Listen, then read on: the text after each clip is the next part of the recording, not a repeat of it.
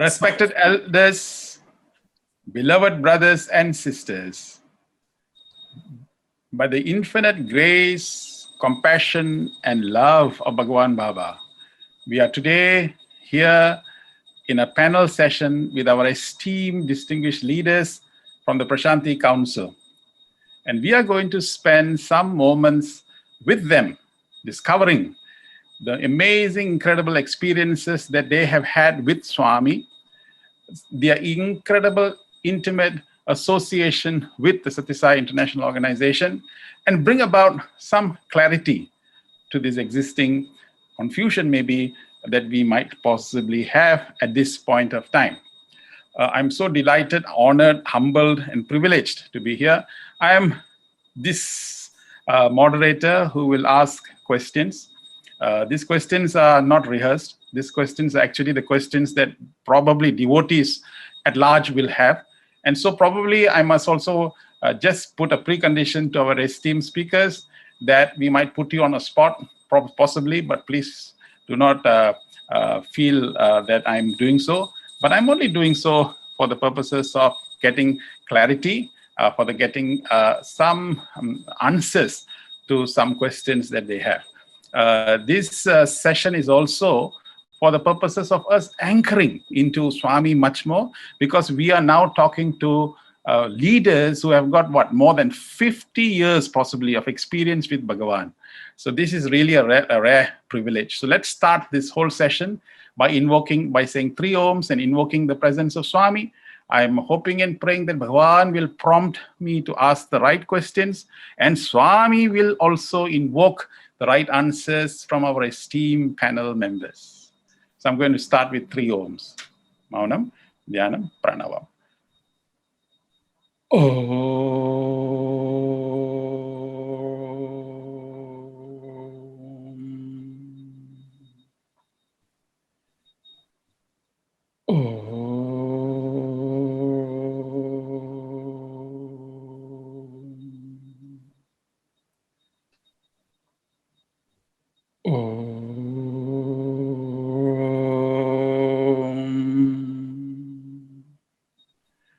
Sairam. Swami, please guide us, please be with us, and may all the questions that being asked are questions that is prompted by you, O Lord, and may all the beautiful answers that we will get are also the answers that you want to hear, so that our devotees, our members of the organization will be feeling peace, happiness, and joy. Sairam, Swami, Sairam, Sairam, Sairam. Sairam. Before we begin, we like to invoke the blessings of Bhagawan for all the families, all the family members who are possibly affected or afflicted with this COVID virus. We hope they all become cured and become happy and safe, and all of us stay safe from this virus. We hope Bhagawan blesses everybody. And I am Dr. Suresh Govind from Malaysia, the chair of the Sri Sathya Sai Scriptural Studies Committee. So, dear leaders, firstly, we have 3 persons here today. One is Dr. Narendranath Reddy, the chairman of the Sathya Sai International Organization and esteemed leader of the SSSIO, who is with us. I have the great pleasure of introducing Brother Leonardo Gutter from Argentina, an esteemed, respectable member of the Prasanthi Council, and Dr. William Harvey. Very, very good day to all 3 of you, sir. We are so happy and fortunate that you're able to spend some time to be with us this day, and we hope that this interaction will provide some clarity and some assurances to our members. This is going to be a very informal session. It is not the podium type where you speak and the next person. It's going to be very, very informal and as spontaneous as possible. And I think that is what we want to make them experience. So Dr. Reddy, this is the first question that we have for you. Dr. Reddy, for over 50 years you have been with Bhagawan. What is your initial entrance into the whole Sathya Sai fold, and how was that experience? First up, with love, gratitude, and reverence, I offer my prayerful pranams at the divine lotus feet of our dearest, sweetest, loving, and omnipresent Lord Bhagawan, Sri Sathya Sai Baba. loving Sairams to everyone. So really very blessed and fortunate to be born in a family where 4 generations are devoted to Swami and the divine mission. So actually my father, who is very spiritual, we took me to Swami at the age of when I was 5 years old. And my father was very much also involved in the divine mission, as some of our colleagues like Dr. Harvey and Leonardo Gutter, they have interacted with him. And he was very active as per Swami's directions. He was the member of the central office there, and also he was one of the trustees of the book trust and took part in many activities in the divine mission over decades. So, and with that, I was very, very fortunate to be involved in the divine mission in various aspects. But first, we was more as devotee of Swami. So he guided me in my professional life, in our family life, and in even doing the weddings of our 2 daughters. And subsequently, in the divine mission, as a member of the Prasanthi Council, as director of the World Foundation, and also when we had opportunity to conduct many conferences we conducted in Prasanthi Nilayam and around the world, like medical conference, interfaith conference, world conferences. Swami, I was blessed to receive the guidance from him and every detail, how whatever work is to be done, how meticulous we should be, perfection and attention to detail.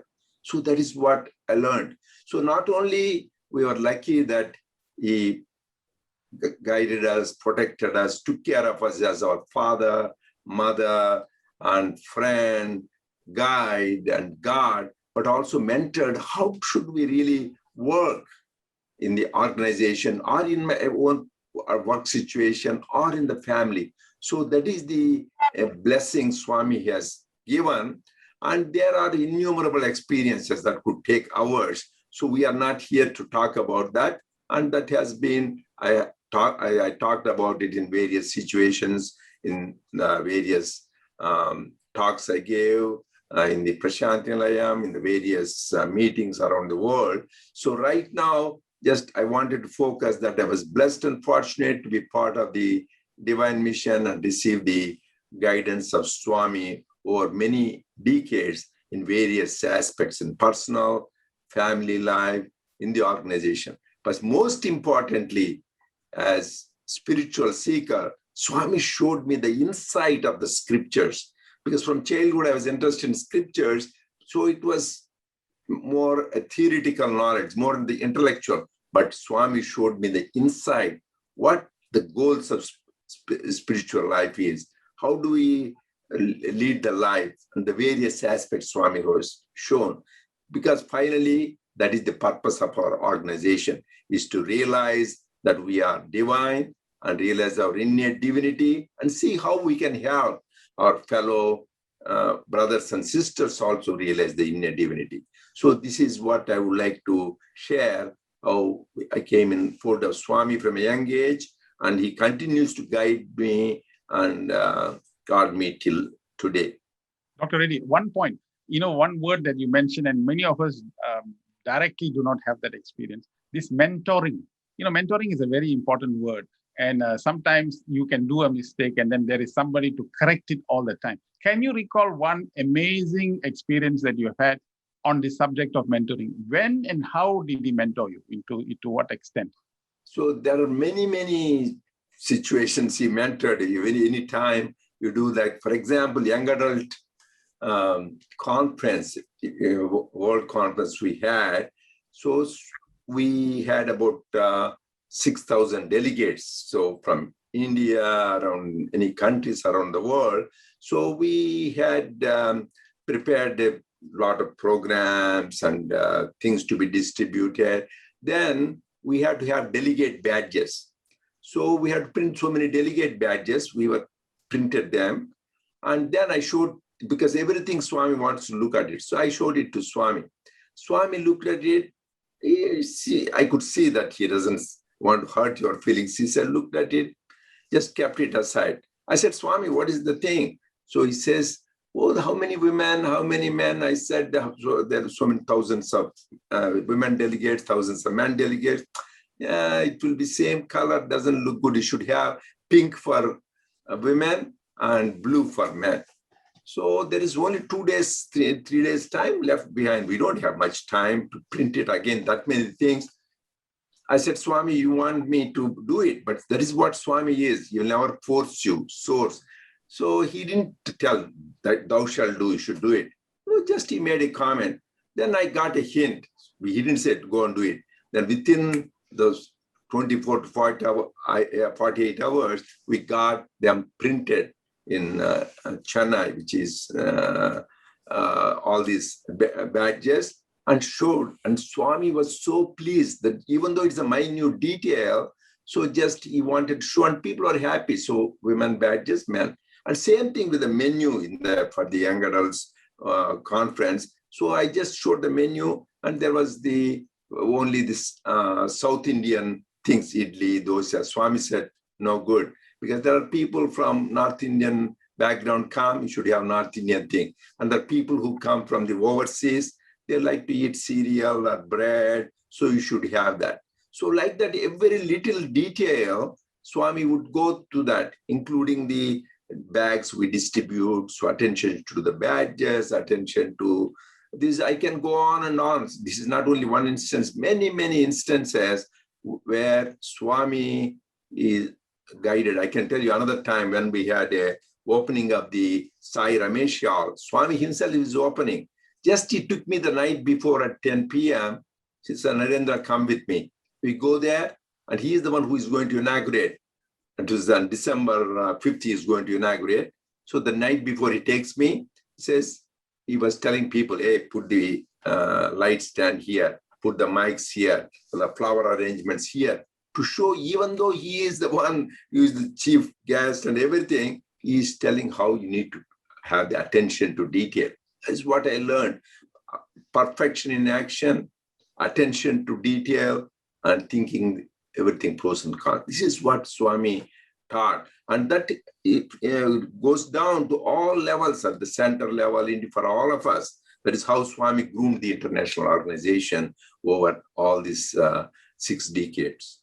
Beautiful, Dr. Reddy, beautiful. Even that experience which you have had, it is always that he says something, but not with a lot of force, but you feel like you want to fulfill that. That is the way in which Bhagawan does it so nicely and so beautifully. Thank you, Dr. Reddy. And now we go to Brother Leonardo. Brother, how long, 40 years, 50 years you have been with Swami? 40, Sairam. I want to offer also my pranams at the Divine Lotus feet of our beloved Master. Yes, dear brother, it was, I knew about him in 1979, and I started participating in meetings in 1980 with a small group of Argentinians. There was not a center in Argentina, just a group of devotees who we met in one house one day, in another house another day. And 1 year later, I decided to travel to India. And in that trip, I wanted to meet also another spiritual master and then to see Sai Baba. But after 3 days with that master, I told him, sorry, I cannot stay 1 day longer with you. I need to go to see Sai Baba. And he said, I understand, go. From that moment, miracles started to happen in my life, one after the other. I could be hours telling you all what happened just in the trip from Mumbai to Chennai, where I found out that Swami was going to be. And then I could say that my life changed forever, because my life was filled with the divine presence, with divine miracles. I was very skeptic, and he helped me, showing me all these leelas, all these miracles, to help me to really believe and have complete faith in him. The first time I met him, no one knew when he was coming. We were waiting with 50,000 people in the ashram in Chennai, Sundaram. And suddenly my heart started to beat very intensely. And I said, what is happening to me? And at that moment, Swami's car entered into the ashram.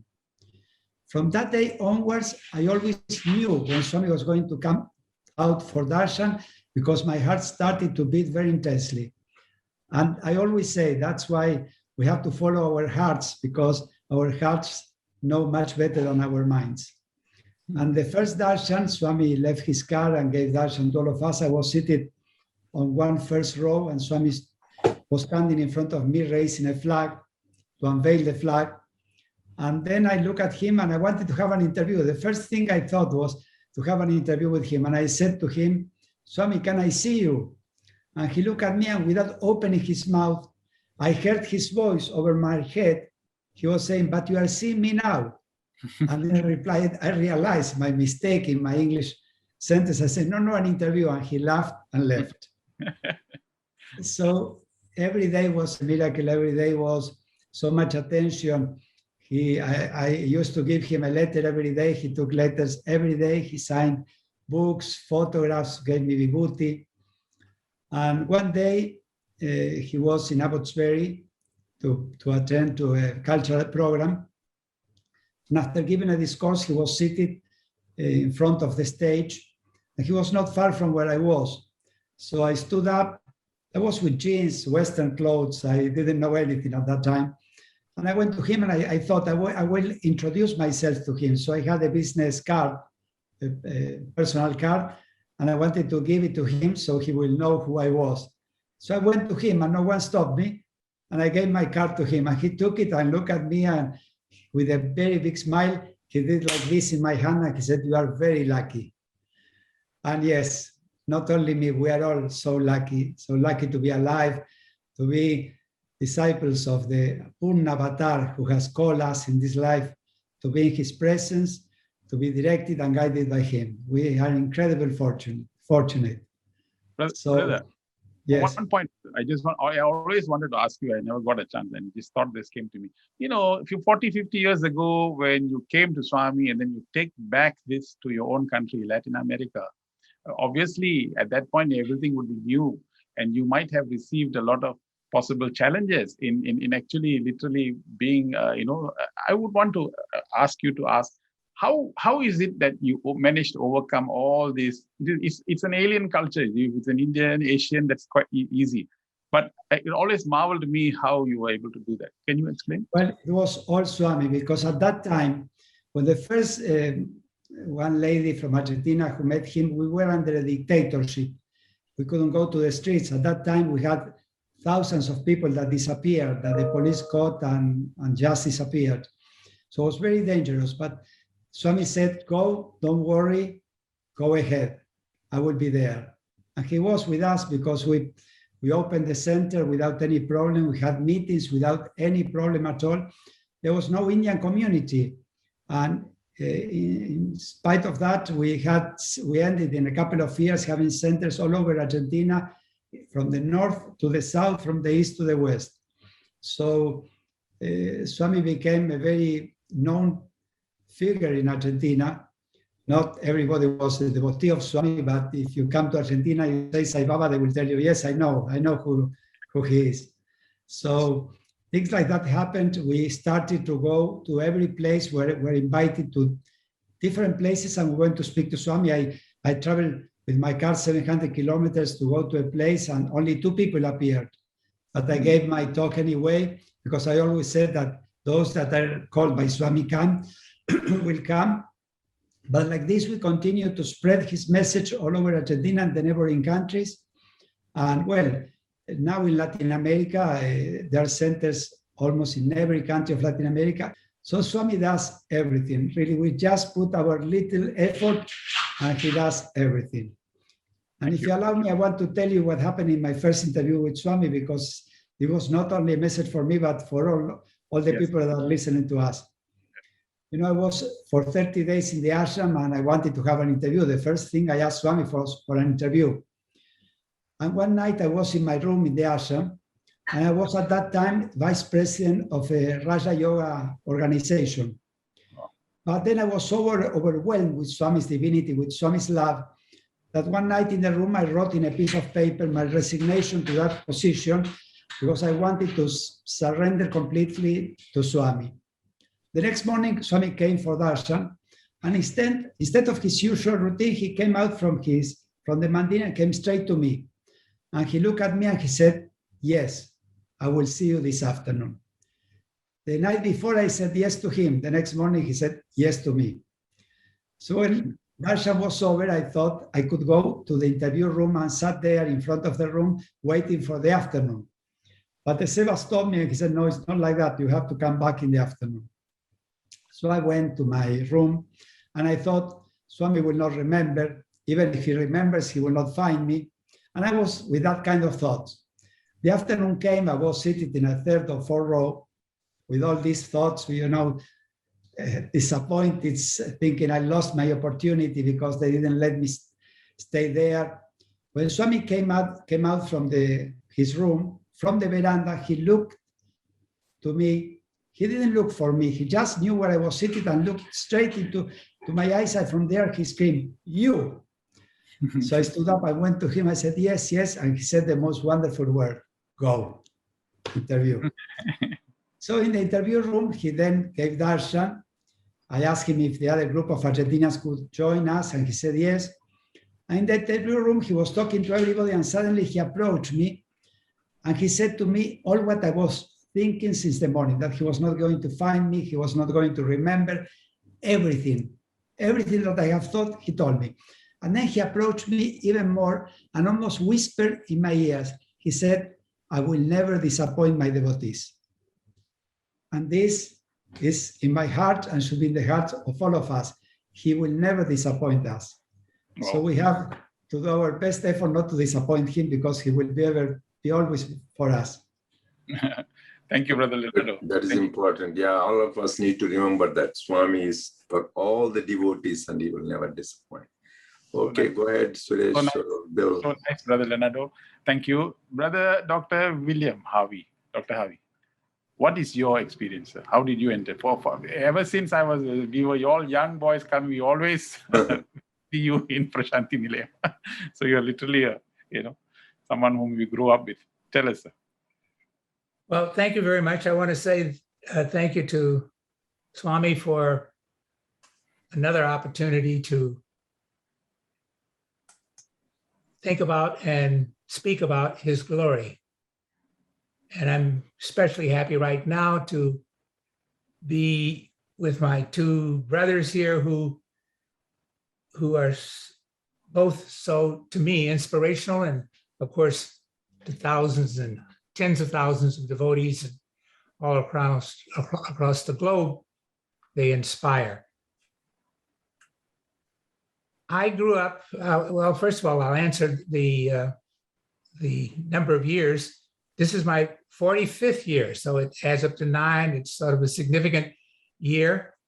But I saw, and especially as the years went on, I could see that he had been with me, guiding me, not just from when I got to be a middle-aged person, but as a child, although I didn't see it and recognize the same form. And I guess that's one of the most happy things that I've learned about divinity and about God and Swami's teachings is that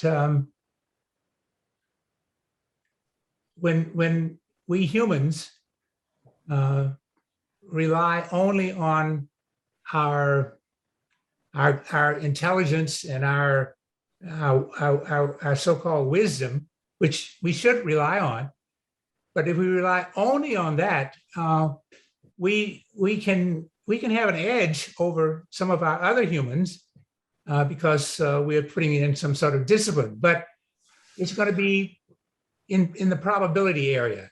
But when we start relying on divinity and our own divine essence, it moves it from having an edge to being, as Leonardo said a moment ago, completely taken care of. And that's the thing that kind of like thrilled me so much. So one of the reasons I think that it hit me this way is that in just listening to my two brothers now, I was struck by the fact that he comes to each of us differently. And we people from all backgrounds and people from all levels of acculturation and just from every kind of a dimension you can imagine. Somehow he has shown repeatedly that he's with everyone. He knows everybody's background. And so when he speaks so thoroughly and so fully. And even if you're sitting so many times in the darshan line, I'm sitting next to somebody else and Swami seems to be talking to my brother to my right, but he's talking also to things that really I wanted to ask him about, so to speak. And so it's so wonderful to begin to have a glimpse of what divinity is all about. I was in the early 30s, and I grew up in the Southland of the United States when we had the U.S. version of apartheid. It was quite virulent, and it although we had various levels of expression of speech and so forth, we were actually thoroughly. That was state-enforced discrimination and segregation. And many times over my teenage years, I remember wondering if things would ever change, would things ever get better? Would there really be this kind of freedom that I had read about in history books where some people are having attained and so forth?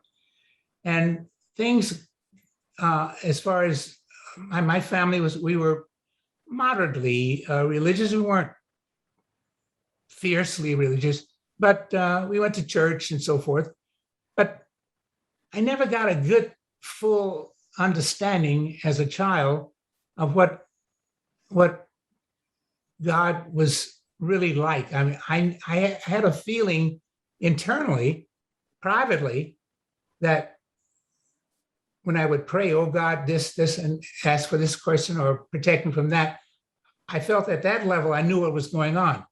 But I was always disturbed, so to speak, because there were certain things that were so inconsistent in the world.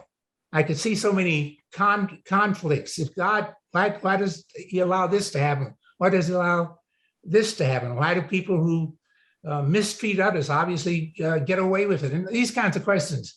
And actually, as I was growing up, I felt like no one was giving me a good understanding. They weren't explaining to me. Either they were too busy or they just didn't know how to do it. So I said, I'll just wait. I'll wait until I get grown, and then I'm going to explore the Bible myself really hard and stuff like that. But I just sort of put everything on hold and went ahead with my academic training, became a psychologist and started doing very well by worldly standards. And it was in the mid-1970s. And I think I had pretty much achieved in terms of what you strive for, to have a good at a faculty position at a major university, this, that, and the other.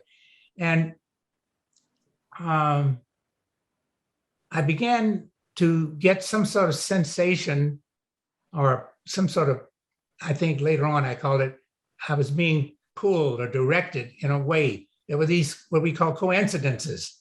And things began to kind of like happen. There was, why does this happen? That sort of thing. And I went back to my hometown in Mississippi, where I'd grown up, where things were so starkly discriminatory and so forth. And at this time, had been a massive change. And I could talk about that at some other time, but the main point here is that among the things that had changed with this new governor, who at that point in time,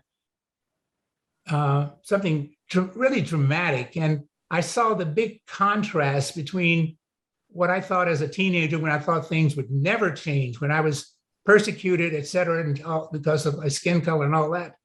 And here I was back in a situation where instead of being persona non grata, I was persona grata, and things were happening in a very positive way. And one of the things that happened is that I got to meet somebody who just casually mentioned in another context that the highest soul on the planet was this person, Sai Baba, in India. And then he kept talking about that and went to something else. But the name Sai Baba, which I'd never heard before consciously, stuck with me for the next 2 or 3 weeks.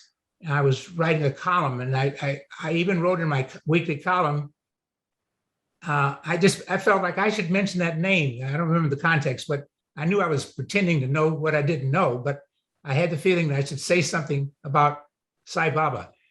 And I'll try to make this short, but by the same token, when you ask about Swami, it's like being requested to jump off a cliff and then ask you to stop falling halfway down. You just can't quite do it. So at one point, I thought I was out in California in Berkeley, and I thought I was looking for doing some research, and I was looking for a book on really a person called Father Divine, an African-American spiritual figure of the 1920s. And I went to this old warehouse type of bookstore, and they said, yes, there may be some books way over in that corner, and these stacks were very high. And I went over there, and just as I started into the area where they had directed me, in the corner of my eye, I saw Sai Baba's name on 2 books, right up like that. And Sai Baba had heard this man say, this is the highest soul on the planet. Here's his name. I grabbed the 2 books. They were like $2 or $3 a piece, but I couldn't decide which to take. Normally I'm an overconsumer, but I had the feeling that I had to decide which of the 2. One was The Holy Man and the Psychiatrist by Sandweiss, and the other was Man of Miracles by Howard Muffet. Howard. And finally, I kept looking at it, and I decided that I think I'll trust this philosopher more than I'll trust the psychiatrist, because I'm a psychologist. So I chose that book. And I came back from San Francisco on a Tuesday. It's Friday. I'm back in St. Louis. Friday evening around 7 o'clock, I decided to read that book. I read it the entire night. By about 3 o'clock in the morning, I believed everything. And not only did I believe everything, it was like I always knew this. I was almost crying with my excitement and joy that these things were like I had always felt, how could it be that God only came, as we were being taught, one time 2,000 years ago? And what about all the people who before that and after that in other countries outside of Jerusalem and so forth? None of that had ever made sense to me. So when I'm reading these stories about what Swami had done and all that, these firsthand accounts, I just was elevated. And I couldn't wait. I finished the book before 7, but I couldn't go to sleep. I had breakfast, and then at 9, I called a couple of people to tell them about it, but I was just so excited, so thrilled. It was like, now I know what's going on. And I'll stop now, because if I start, I'll just be talking. I'll take up all the time we have even for this situation. But after that, one thing after another, every week, every day, just a tremendous miracle would occur that could only be explained by something going on that's invisible. I'm being directed, pulled, and so eventually I'm in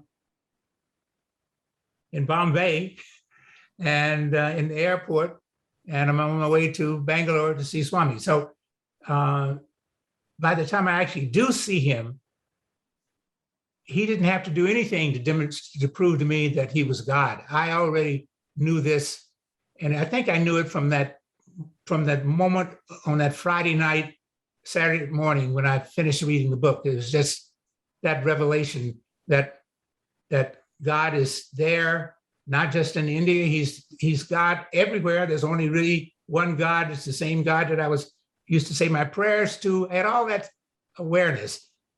So let me just pause. Thank you. Thank you, Dr. Bill. It's so nice, very nice experience that you have had, and definitely we'll come back to it. Thank you. Thank you all for this. We were soaked with Bhagawan's love, and the way that you narrated your experiences was so amazingly inspirational. And now we come to organizations. Okay, Sathya Sai organization. I have two questions to ask. First question is, some devotees keep saying, it doesn't matter, really. Personally, spirituality is a personal problem. I mean, it's a personal issue. Why have the organization in the first place? It's okay, we don't need it. There's one school of thought. People are coming to some kind of conclusion of that nature. We have received some questions like that. So whilst answering that, we also want to know the history of the organization as well. And I think maybe Dr. Reddy can explain this, I suppose. First, I would like to make it very clear to everyone, including myself, that we are very blessed and fortunate. First time in the history of humankind, we have an organization founded, nurtured, and guided by the avatar himself during his lifetime, with a presence in about 120 countries. Never happened before. All the missions, whether it is the Christian mission, Buddhist, all these things happen many years, sometimes centuries after the avatar has left. But here, during his lifetime itself, Swami lent his sacred name for the organization to spread his message of love. And Swami has said, Swami doesn't need an organization. It is his gift to us so that we experience his love and serve our fellow beings and share that love with all. That is the whole purpose. We should be clear. God doesn't need the organization. It is a gift from him for our growth. That is one we have to clearly understand. And Swami, the first time the international organization, so the devotees who have been going to Swami for many, many decades, so even much before the organization started, even before 65. But first time in 1965 is the one, officially there is an organization started from Sri Lanka. Then right after, during the period between 60s and 70s, so many countries, including USA, UK, and Europe, many, many countries have started the organization. So that is what it was. And it is interesting, we have history. Swami himself wrote in his own handwriting, empowering some of the senior devotees to start these centers on his behalf in California, like Mr. Sathya Sai, a lot of people know, and also people in Sri Lanka and people in UK. Swami himself has written saying that these organizations to be started. So first it was few countries, 10 countries, 15. So the Swami's will, this started growing, more and more countries started coming up. So actually, as Bill and revealed, how did he come into his life? And same thing, Swami never visited Latin America. How did the movement start in Latin America? How did it start in Africa? How did it start in Russia? So Swami willed it so that his love and message goes all over the world. So as it started expanding, Swami started advising people how to run the centers. Actually, we had a beautiful interview from Gail Muniz from Mexico, how Swami, those people said men should be separate, women should be separate. How do you, as a Lord of the universe, he personally guided how do you run a center. But then it expanded to so much, then he wanted to have a special structure. So then he formed in 1975 World Council. So that he appointed members for the World Council. Hey, this is the way you should run the organization. Please guide them how to run the center, have these guidelines. Then it went on even further expanding. Swami says, expansion is my life. Then in 1987, it came to a point, Swami said, World Council served its purpose. So it guiding people. Now he declared, I'm dissolving the World Council. Why? Not just he doesn't need he needs the organization, but you don't need World Council because He said there are countries, you can go back and listen to his divine discourse, countries with different cultures, different languages, different religious backgrounds, different laws of the land. So because these are all very diverse. So to have, Swami said to have, he wants only one organization, but they should have unity in diversity. He wants the diversity to be preserved, but they will have unity. So Swami dissolved it and said, each country, you should run the way which is appropriate to your own cultural background, your own law of the land. So just he dissolved it and empowered all the countries to run that under the umbrella of the international organization. Then subsequently things started going. Swami went on giving the various guidelines, charter. That is how we developed these 10-fold path to divinity, 9-point conduct, and various guidelines. Then a stage came in 2003, Swami formed the Prasanthi Council. And then he said he appointed the members for the Prasanthi Council.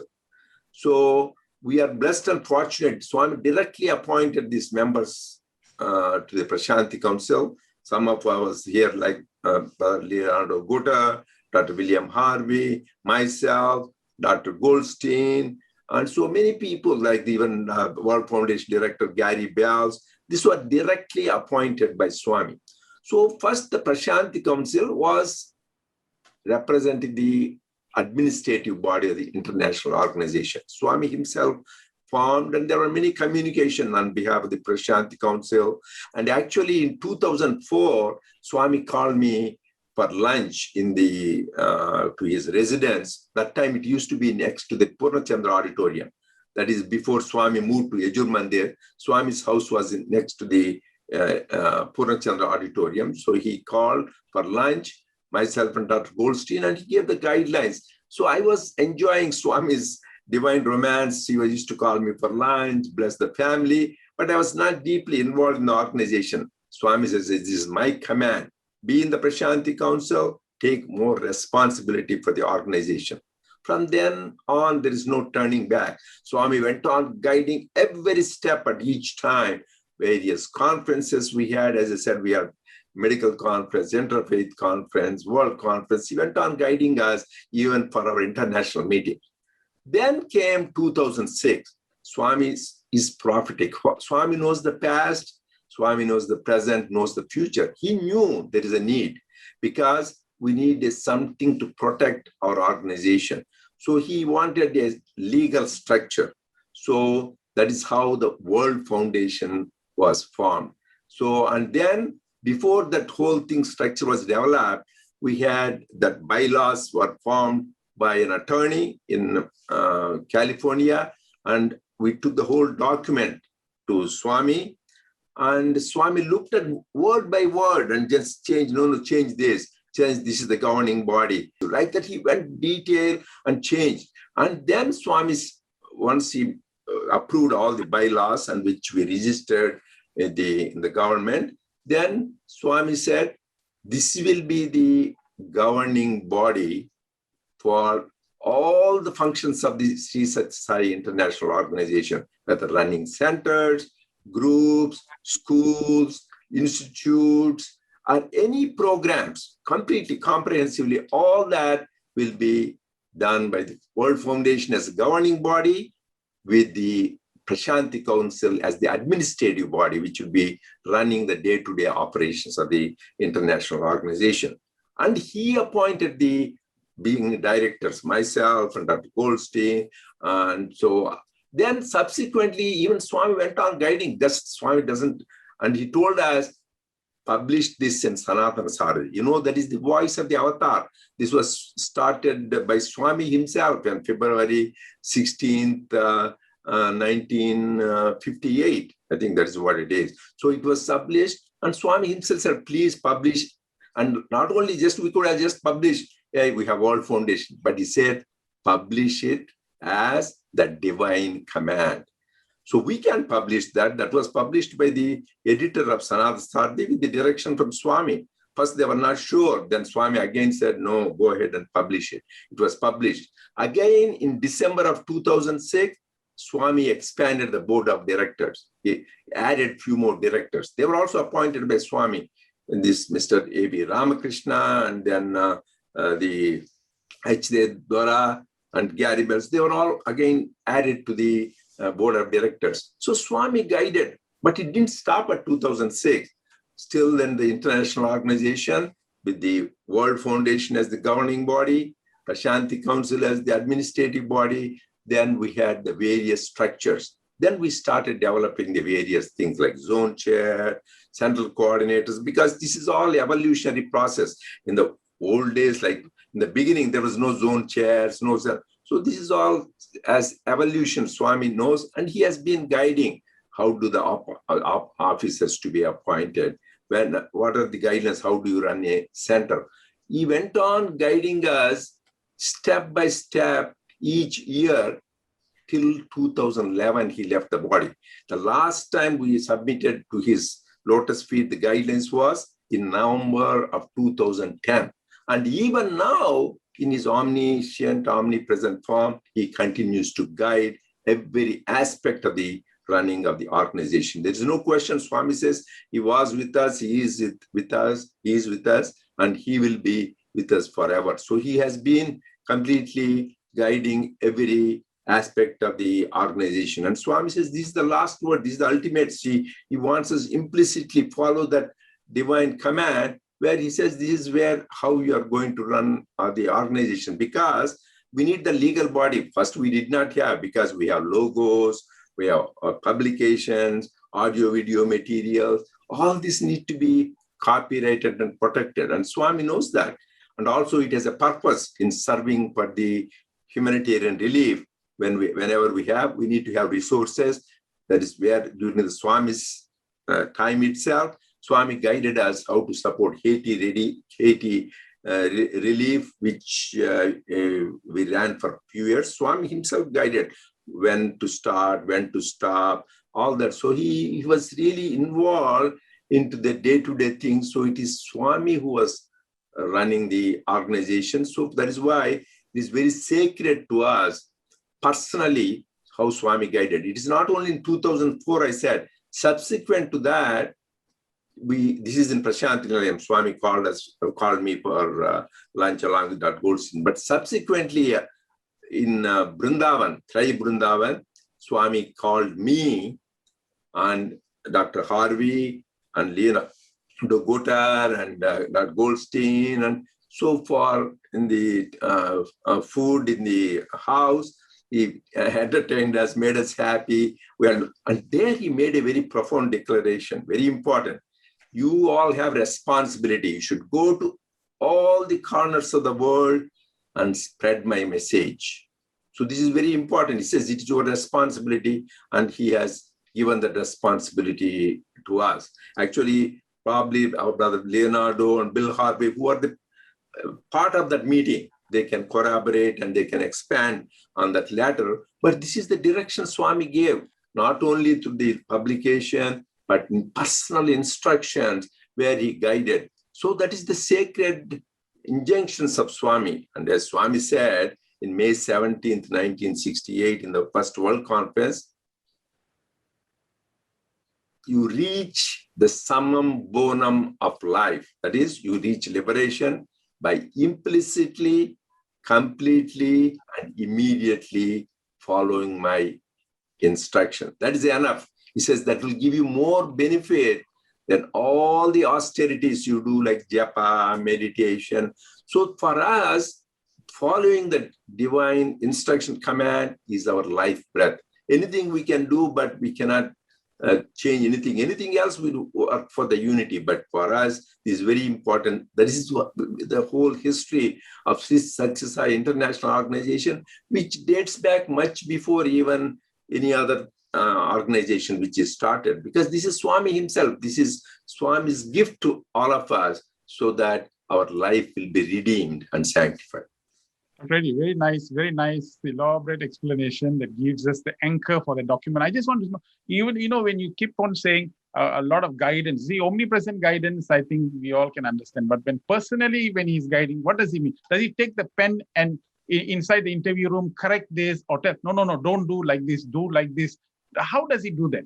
Yes, he went. That's very interesting. He said, we have the document. I don't know whether still we have the original manuscript, because subsequently we had to change the bylaws because Swami changed it. So Swami himself, I had the pen. Swami didn't. Then Swami looks at it, oh, strike it up. So I strike it up, but the instructions of Swami. Then Swami says, no, not this board of directors. So I think this man is man of stature. When he was appointing Ramakrishna, he says man of stature because he was the chairman of the LNT, and same thing with Dora people. Oh, this man has a lot of good background. So Swami made a comment about the directors and also about the bylaws. Oh, no, but this bylaws would not be right if you put it there for certain countries because they may not. So you should change it. So like that for the appointment officers and the governance of the various units around the world, Swami tailored amazing to go. That's what I said. Master he is, attention to detail, and he's prophetic. He knows what is going to happen. And even something copywriting about his own teachings. He says, no, that is Swami's teachings for everybody. There you don't copyright. So just they are for everybody. There are certain other things you guys develop, copyright. Like that, every amazing, every detail he went and corrected. That's why for us, they are very, very sacred. Now, even various meetings we used to have, conferences, Swami used to look at it and say how these conferences are held. We have even pictures where Swami looked at the document and approved it. And even one time, let me tell you, one time we have a nice medical camp in St. Louis, actually, that is very close to Dr. Harvey is. So there was a thing which was recognized by the mayor, and there was a big thing which declared recognizing Sai organization. So I showed it to Swami. Swami said, leave it here. So I left it here just because there's so many things we give. And next time I go, after 6 months, I saw that was framed and put in his interview room to show how he gives importance to this thing. So he went on to every details, whatever we do, he recognized, and he used to ask about what is happening in this country. Swami guided so many aspects, not only meetings of Prasanthi Nilayam, not only organization, but various other events being held, including a medical conference we had in California. Swami looked at everything and he loved the book and distributed to people. So he is being a grace, and love is infinite and overflowing on all of us. So very, very painstakingly and meticulously, he has all the time focused and guided that whole document to come out. And that is the basis of this whole World Foundation, and as a result of this international organization. Dr. Brother it is not only that one, Suresh, that's why people, that is 2006 March, then 2006 December, then subsequently every year, because I said till November of 2010, Swami continued to, because we need to update, things change. He didn't stop. It's a dynamic process. Only thing is when 2011, when Swami's body was subjected to illness, then subsequently we could not bother him. We didn't want to bother him. Even then, even 2011 March, some important decision we may need to make for the Sathya Sai Society of America, Swami guided me. I don't have time to dwell on that. He did. But regarding the organizational guidelines, even till November 2010, he guided. Doctor, I want to ask you one question. You see, Swami has got million things to focus on, and then how does it happen? Like you're passing, or he's passing you, and suddenly from the blue he will say, Narendra, with regarding to the World Foundation, does he say like this? Or no. Just he says what is happening, then we present the document. Sometimes in his omniscient way, he knows everything what is happening, but he wants to show the personal attention so people know this is happening. This is blessed by him, reviewed by him. Not only blessed, but he read everything and approved it so that we feel we are going in the right path and right direction. Amazing. Brother Leonardo, were you there in many of these sessions? Were you there, or Brother Bill, were you any of these sessions with Dr. Reddy? Yes, we were there, and as Dr. Reddy just said, we were there in 2004 in his house when he blessed us with so much love. He spoke lovingly to all of us. He gave precise instructions about our work, about the purpose of the Prasanthi Council. And as Dr. Reddy just said, he gave that statement, go to every corner of the world and bring my message there. So it was really, he filled us with love and with his teachings and instructions. So literally, he was hand-holding SSIO and everything towards for us to jump and leap. But Brother Leonardo, okay, I just want to, forgive me for asking these questions. Please don't feel that I'm rude or anything like that. The Prasanthi Council members were appointed by Swami, that you have mentioned that, and you've also mentioned he is the one who put the name. What about, sir, the current position? For example, your own position, Dr. Reddy, in as the chair of the SSIO. How was that appointment made?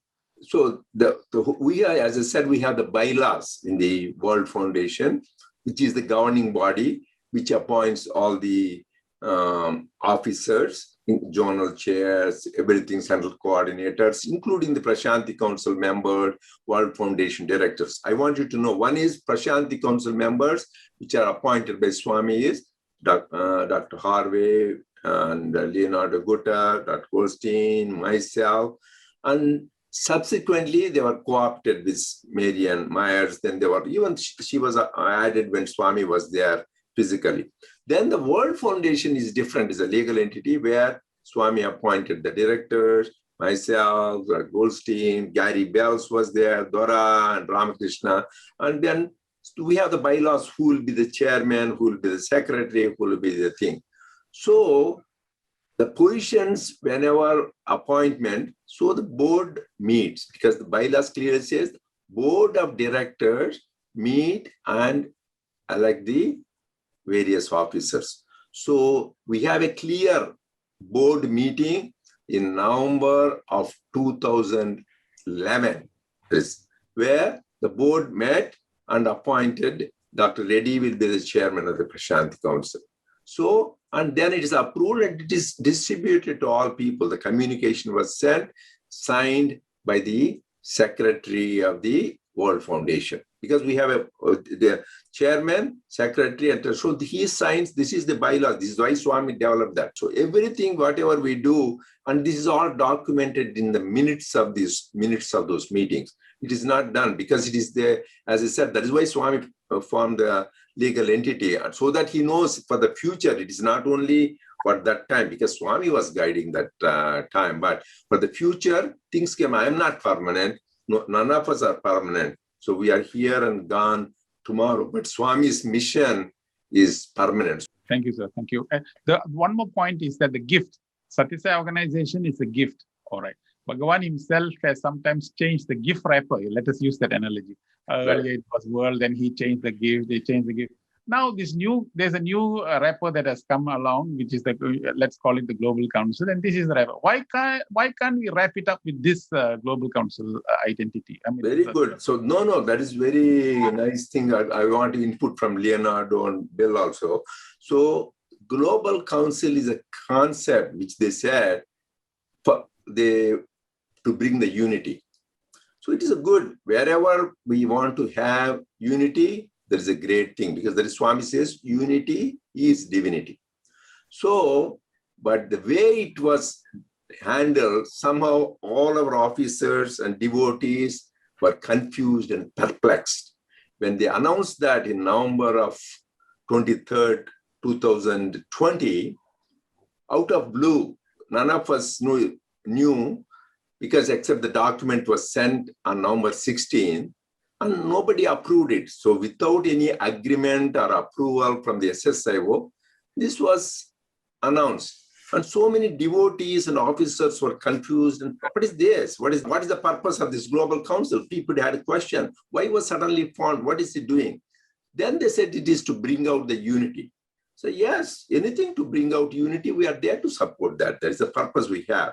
So then we had a lot of discussions and communications on the emails, through phone calls to the trustees over the course of time from November 16th, 2020 till the latest in June, till June 26th, we had various communications, phone calls, emails, and including online meetings on Teams. And also we had the Zoom meeting. All this is so that we clarify. Yes, we said we will happy to work for unity as long as we coordinate and cooperate as a consulting body. All of us work together, the Indian organization, Central Trust, and us together for purposes of furthering the divine mission, to improve the divine mission. What is the divine mission?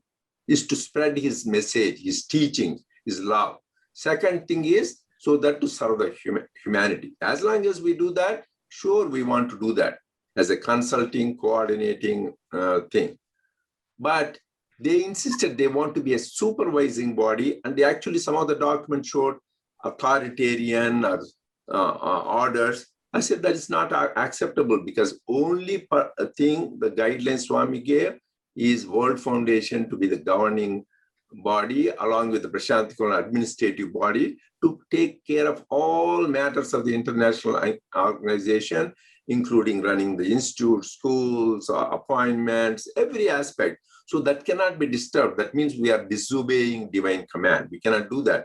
So that is why I said we'll work with the Global Council. There is nothing to work for unity as far as this condition is met, that we don't want to disobey Swami's command, and we cannot dismantle the structure and functions which were given by Bhagawan himself. Because for us, following Swami's divine command is our life death. We cannot, at no way, no officer or devotees are willing to go with that. So that is why the concept we wanted to go as far as the divine mission is concerned, not disturbing the structure and function. But the thing Yes, is, if you allow me, Go ahead. if you allow me to add. Yeah, please go ahead. Okay. Suresh, when the announcement was made on November 16 that we received this out of the blue announcement, we received the concept paper. In the concept paper, as Dr. Reddy has just said, there were many things that were disrupting the organization, the function, the structure that Swami left us. So I called the Central Trust members and I spoke with Randakan, and he said, don't worry, we will not do anything without your feedback. We'll respect the structure and function of this Sathya Sai International Organization. Anyway, on November 23rd, they made the announcement without waiting for our feedback. And then we started all these communications with them. One day I spoke with Dr. Mohan, and he told me, forget about the concept paper. Let's do only a consultative coordinating body with 3 members of each organization, 3 of the Central Trust, 3 of the Sri Sathya Sai Organization of India, and 3 of the Sri Sathya Sai International Organization. I told him, I think it's very good.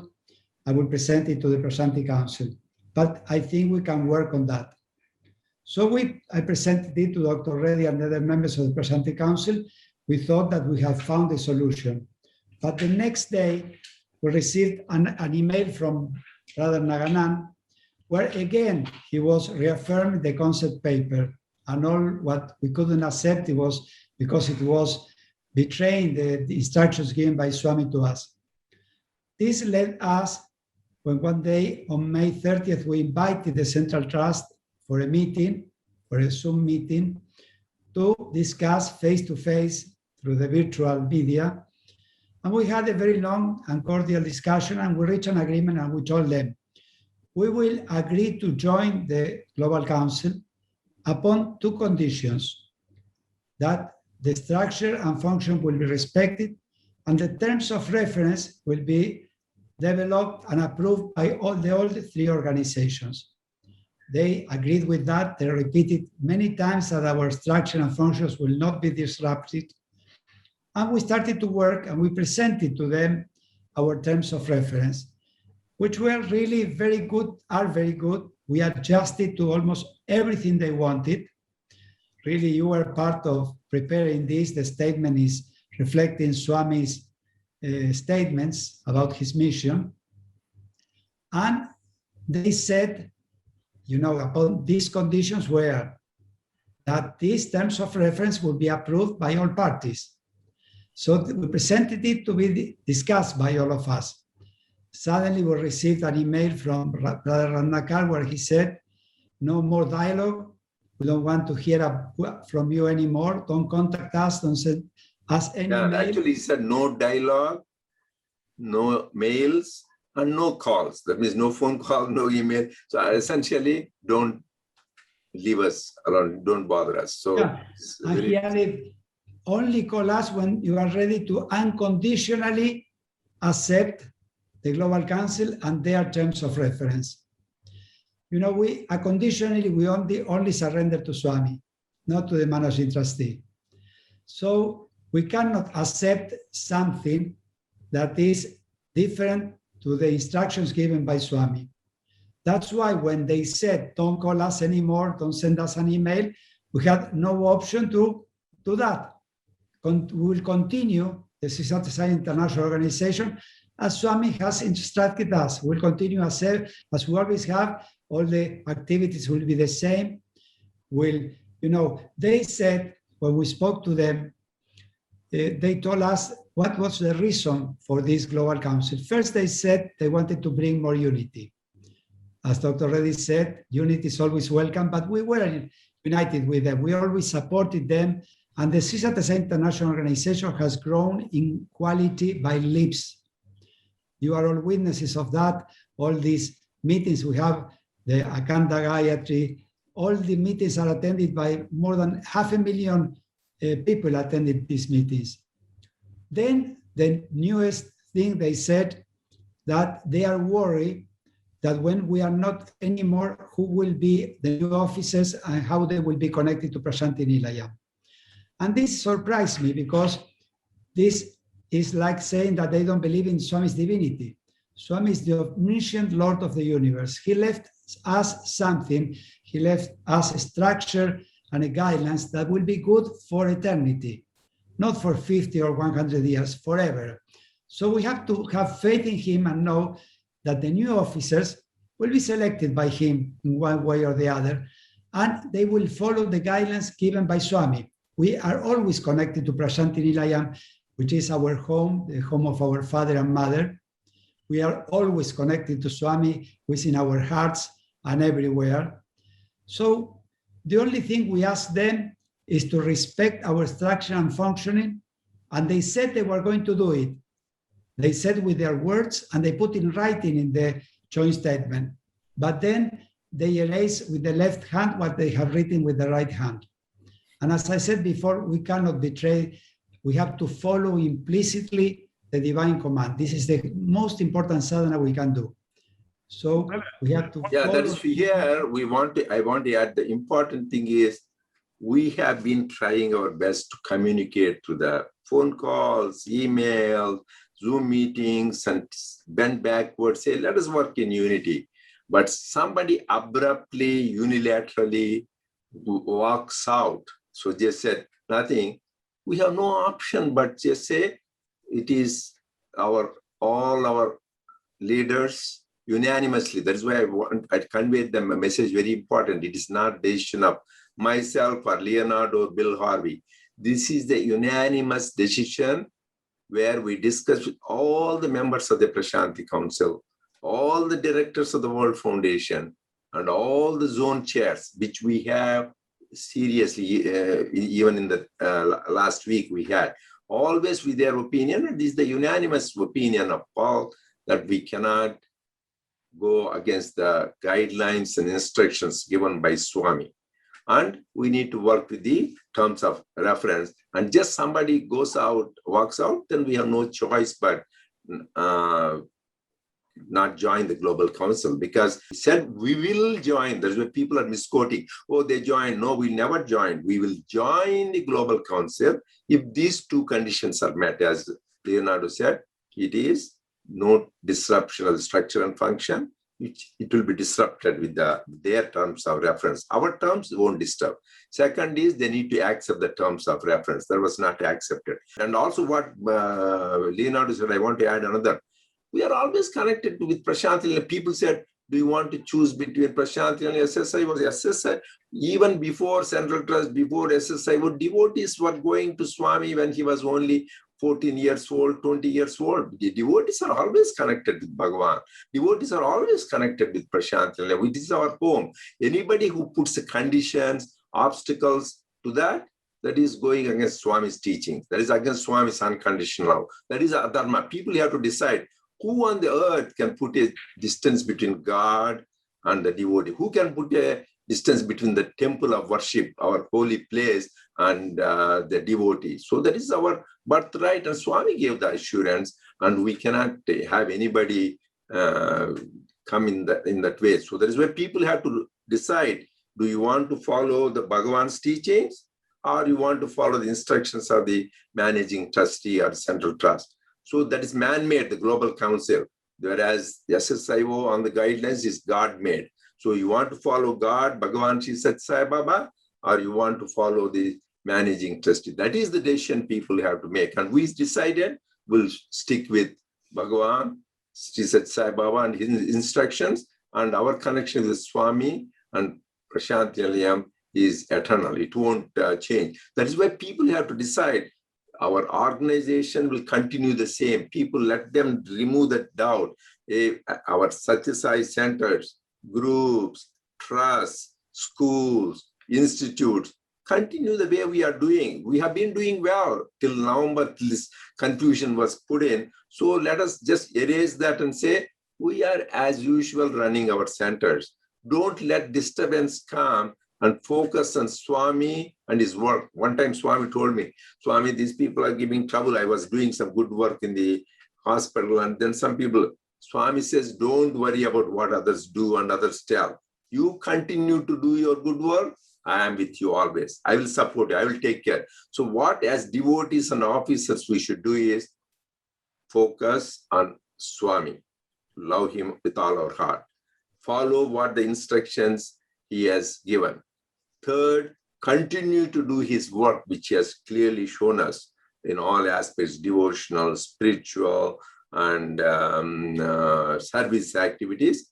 Then we will always be happy and peaceful. There is nothing to worry about. Unnecessarily, we are giving scope for these doubts. Let not any disturbing thoughts come through the ears, eyes. Let us focus on Swami, his teachings, and his works. Okay, that is the thing I really want to emphasize to everybody. And also, Narendra, if you allow me, Suresh, Go I would ahead. like to add something else. Today I spoke with the devotees from Africa and from South Europe, and they asked me what was the difference between our terms of reference and theirs.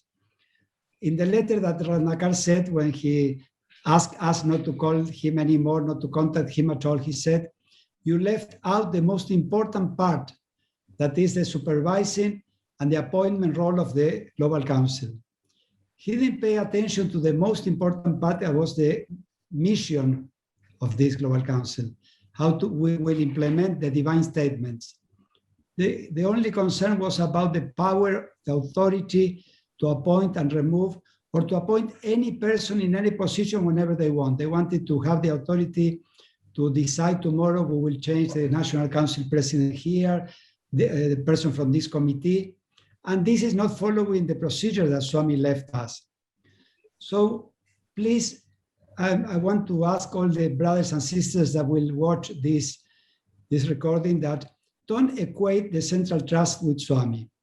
The Central Trust is just an organization created by Swami to help running the ashram, the institutions of the hospitals, the universities. That's it. He created 3 organizations. One for that purpose, one to run the Sri Sathya Sai Organization of India, and one to run the Sri Sathya Sai International Organizations. 3 independent bodies. And he gave us the instructions to work on the international organization. We will continue to do so. Nothing can be in between Swami and us, or between Prasanthi Nilayam and us. So in this connection, Leonardo, it is important to bring to attention.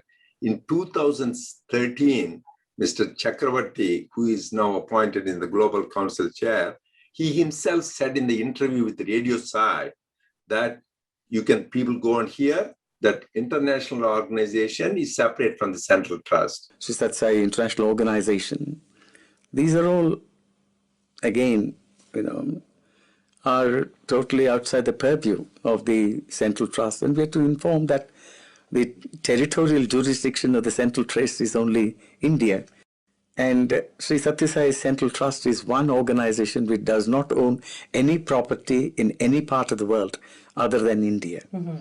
So Central Trust does that one. We are not having anything. They independently run that. He himself declared. And even you go to their Central Trust report till 2015, they clearly in the chart, they mention the Central Trust manages the institutes in the ashram and the hospitals and the educational, and Prasanthi Council runs the international organization. It is clearly, it is. You can go and verify in their report in the website. Suddenly, out of blue, suddenly this thing came, which shows to completely dismantle, disrupt the whole thing. That was a lot of people. It caused pain, anguish, and confusion, which is unfortunate. We pray to Swami so that he shows us light, but we'll continue to go on with our good work given by us by Swami. Well, 2 points. One also is that there are some people who say that maybe the SSIO leaders or maybe the leaders at this level are also power crazy. They want to cling on to the chair. Yes. That has been also said, because that is why we are not wanting to let go. That is why we don't want to be flexible. So how do you respond to that? What is your Yes, as I said, the divine, there are so many officers came and gone. Divine mission will continue with or without me or without any officer for that matter in the SSIO or in the Central Trust or India. So that is the way. And Swami gave a guidelines. So it is nothing to do with the power and position we want to hold. So it applies to everybody. If they think this particular officer or this leader is after power but not really doing work, they are entitled to change. That is the why we give the power to the people, democratic. It is nothing, it is not dictatorial like some places it is. Autocratic. We are not dictatorial. We give the freedom for people, and it is obvious for people. Anybody you want to add anything to that, Leonardo or Bill? Yes, I think that the people don't know, our brothers and sisters don't know how the Prasanthi Council and the World Foundation works, but it is completely democratic. There is no one decision taken only by Dr. Reddy. Everything is discussed at length by all of us, and he listens to all of us, and he accepts the opinion of the majority. Yeah, I'm again, I want to say, and I feel like I'm speaking to my sister devotees, my brother devotees, my young adult devotees throughout the world.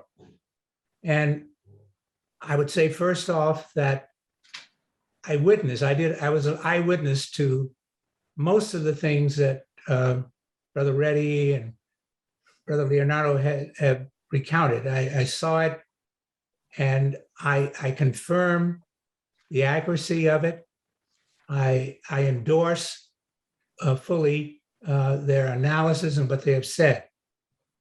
I'll try to, in my comments, try to bring this from another angle. You know, as he just said, Swami is expanding all the time, and we want to take a broader and broader look at certain things.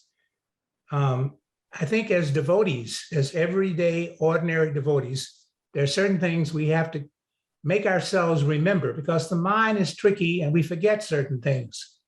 One of the things is we forget how fortunate we are. Even though we talk about it, we hear it, and we hear it, people say it all the time, it doesn't really go with us everywhere. It should be the main thing we think about when we wake up. How lucky, how incredibly lucky I am to have the Supreme Lord of the universe give this body, this mind-body complex, an opportunity to serve in his mission.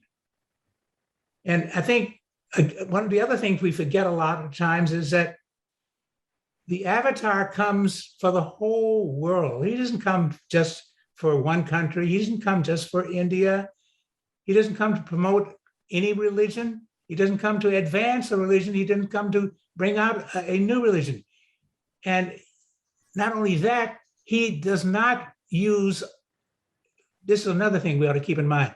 The organization that we are blessed to be a part of is one of the Lord's instruments. It's not the only instrument in his mission. He's working on all kinds of fronts all around the world. But we have a special opportunity he's giving us who are identifying ourselves as not just devotees, but devotees who want to be part of the Sai organization. Because he says the organization is not critical, but it is extremely important. And it is not important for him, it's important for us. That's why he has given us the organization. We have, perhaps because of our previous births and merit and so forth, earned this opportunity. But we can blow this opportunity too. We have an opportunity. The mission will succeed whether or not we do our part. We ought to get that straight. All this stuff about the Global Council, all this confusion, it doesn't really matter. You know, this is just a bit of the drama. The mission will succeed. However, we as devotees who are part of the organization have this unequal opportunity to be a part, to serve the divine mission. And we should try to do that, keep our minds on that. That's the focus. That was when I first heard the thing about the Global Council, I was suspicious. Why do we need something? When you say, why do you want to fix something that's not broken? What are you talking about, harmony and bring about more harmony? I felt so harmonious. I've been going there since '78. I feel so joyous. I get to the airport. When I'm over here in the United States and people, my wife would say, days leading up to, I'm going to leave. Are you excited? I say, no, I'm fine. But the minute I hit the ground in India, and I know that I'm close to being there at the site to be with our brothers who are working on this in this organization and forth, I just get all excited and all elated.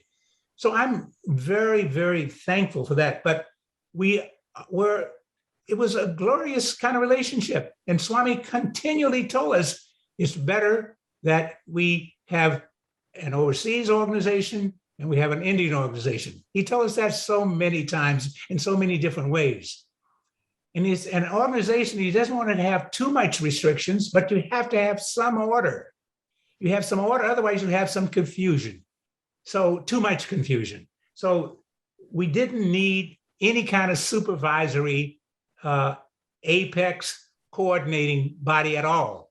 I'm very much of the opinion that this whole thing was from the beginning a Trojan horse that that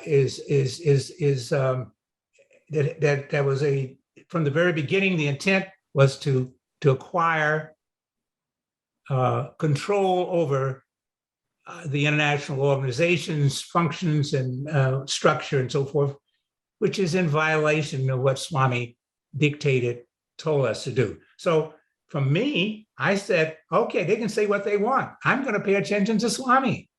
And I'm going to not let this distraction keep me from following through on what he has told us to do, which is to serve others to the best of our ability, lead a moral life, love God, fear sin.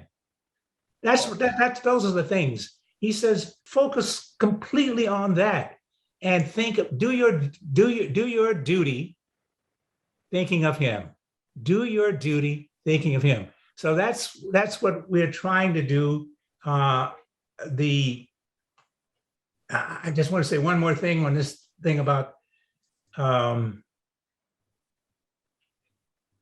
confirming. I get so joyous. He wants us to do the right thing. He wants us to follow Dharma. He's told us about Dharma, Dharma, Dharma. Matter of fact, he says that is one of the reasons God takes a human birth. Whenever the practice of Dharma begins to wane to such an extent that the whole creation is in jeopardy, the Lord has to come into the human society in a form that they can relate to stop this deterioration. And that's what he's done. And he set up this organization as one of his instruments. So let us very quickly get away from this distraction. I applaud Dr. Reddy's tremendously courageous leadership. He wants to try to make all of the devotees happy, but that's not possible. Not everybody. Somebody's going to always be a discontented person. Somebody's going to. That's the nature of human beings, and we're going to always have these challenges.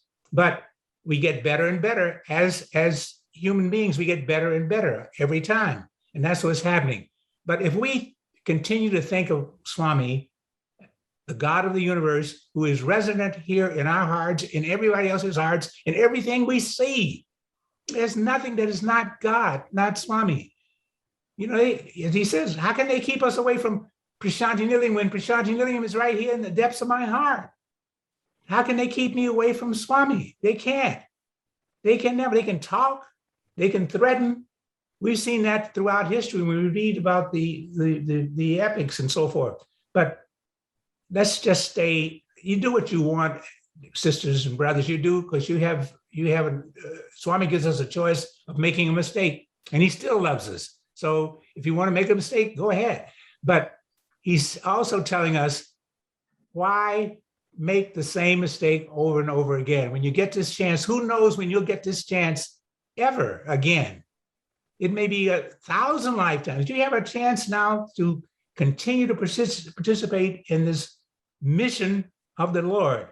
And the mission is not nearly over, but it will be successful. And it will be for all of the world, not just one country, all of the world.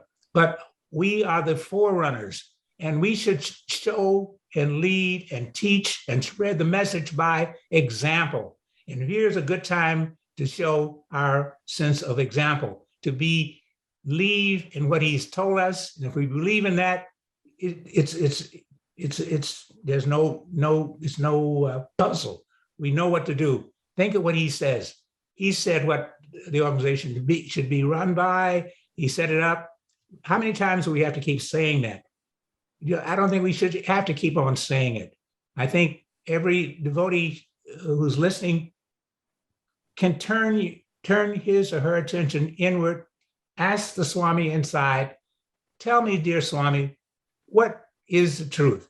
And listen carefully. And if you can't hear it first time, listen carefully and listen deeply. And forget about human beings trying to tell you what the Lord wants you to do. He has no intermediaries. He is heart to heart. So that's it.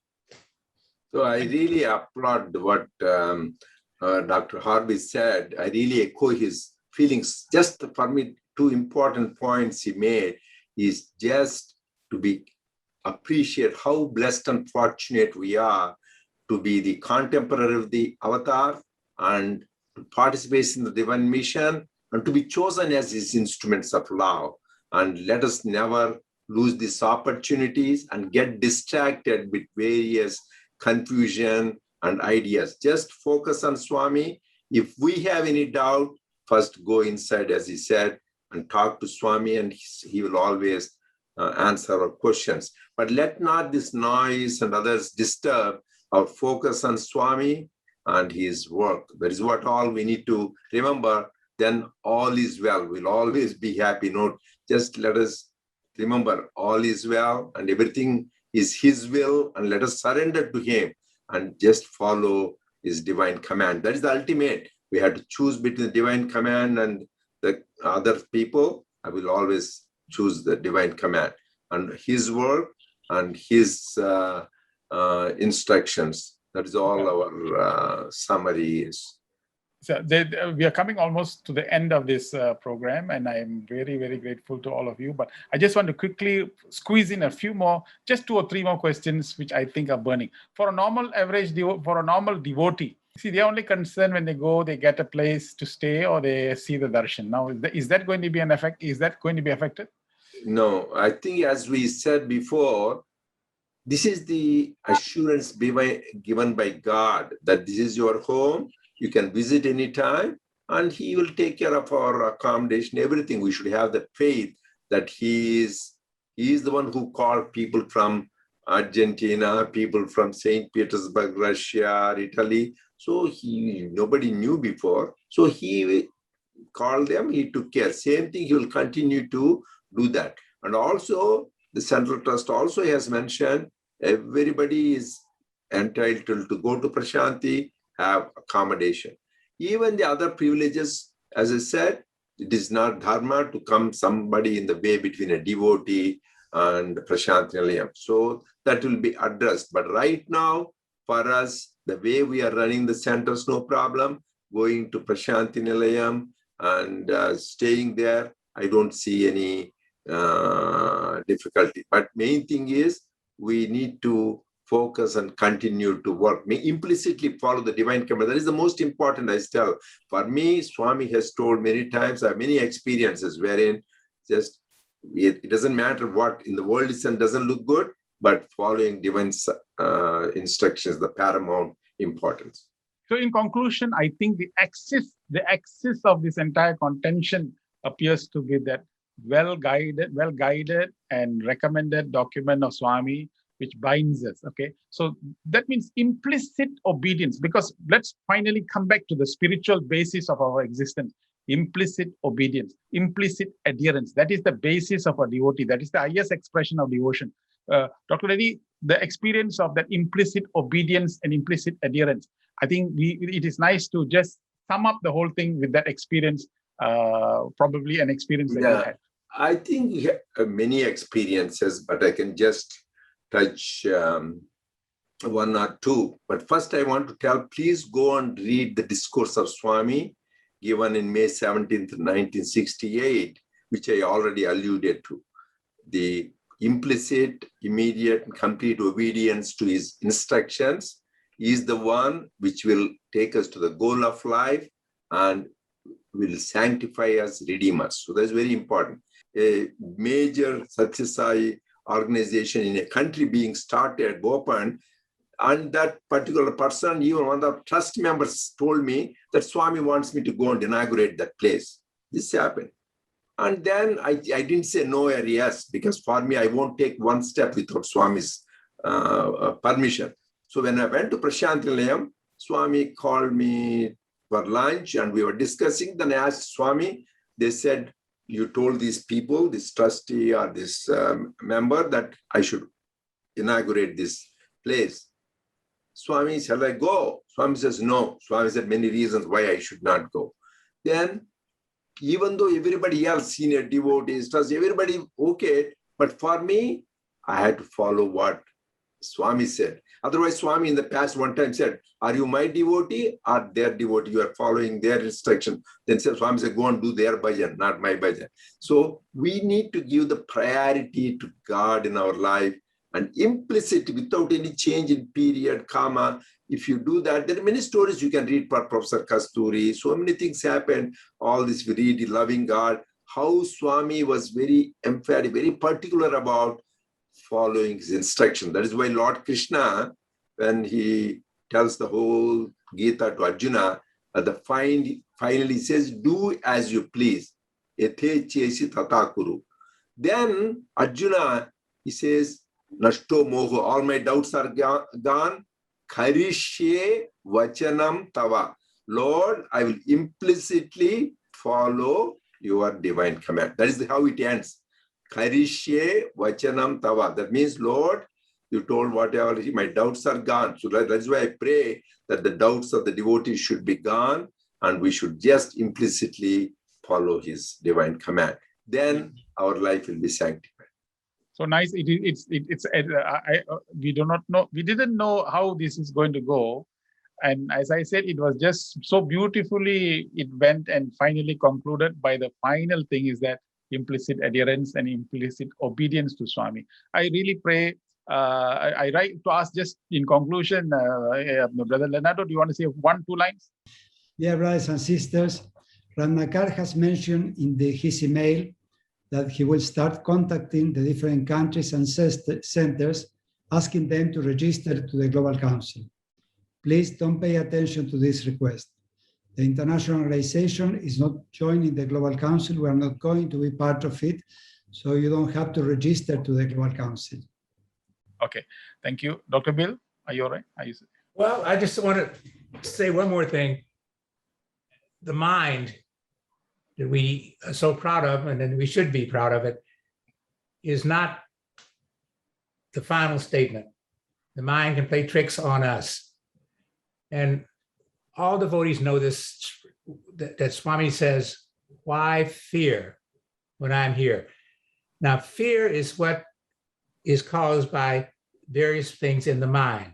But what all three of us have been trying to say one way or another, that when you have the divine assurance, when he has put his arm around you, when the mother is taking you across the busy intersection, you don't have to worry.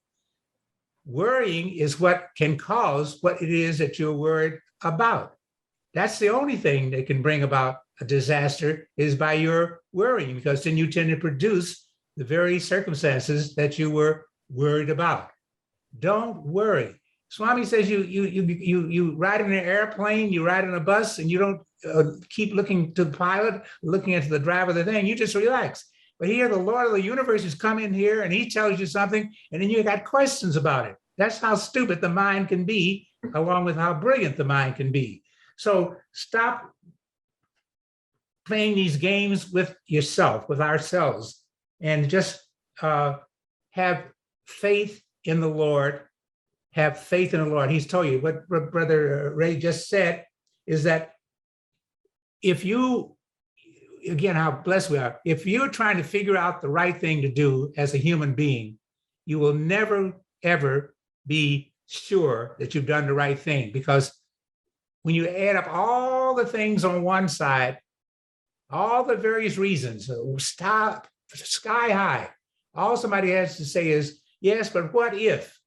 And then all those other things come tumbling down, because doubt is like that. You have to learn how to overcome doubt and place your trust in the Lord. That's our basic thing. And then by being trustful of the Lord, we will be liberated, because we will naturally do the right thing. So don't fear, don't worry. Trust in the Lord. All is well, not will be well, all is well.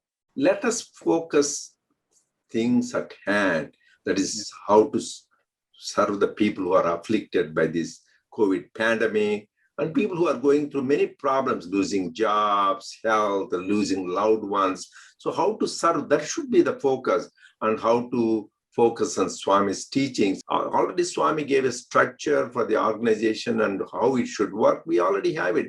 Just focus. And as Bill was telling, let not your mind play the game. So we are very thankful to Swami for, and we never always let everybody assured that we will always work for unity and we'll work with love, as long as we don't have to compromise divine command. So that is the very important. That is no option to change anything, or just we have to at all costs.